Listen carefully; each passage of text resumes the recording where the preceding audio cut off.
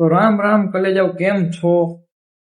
કઈ ખબર છે કેટલા દિવસોની પણ કેટલા મહિનાથી તમારી સમક્ષ હાજર નથી થયો, એટલે કે એક્ટિવ જ નહોતો યુટ્યુબમાં. જો કે ઘણા 4-5 મહિના થઈ ગયા છે. તો આજ તમારી સમક્ષ પ્રગટ થયો છું. ખાલી થોડીક ડિસ્કસ કરવા આવ્યો છું કે એક્ટિવ રહેવાના કારણો.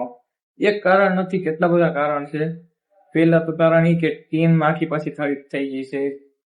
2-3 જણા આમ, 2 આમ, હું ત્યાંથી આમ આવતો રહ્યો છું બીજી જગ્યાએ. એના લીધે હમણાં વિડીયો નથી બની શકતા, એટલે હાવ એક્ટિવ જ નથી. હવે મેઇન કારણ તો આ ટીમનું જ છે, અને બાકી બીજા બધા છે એ જ આવવા દે. હવે એટલે જે મૂળ વેકેશન પડે ને ત્યાં એક્ટિવ રહી શકે એવું દેખાય છે.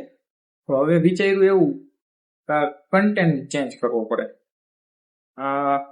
કાં તો વ્લોગિંગ માં જવું પડે, અને ડબલ કેરેક્ટર કરવા પડે, ડબલ રોલ. બીજો કોઈ ઓપ્શન છે નહીં. આ બે સિવાય મને નથી દેખ, કા વ્લોગિંગ અને કા ડબલ રોલ.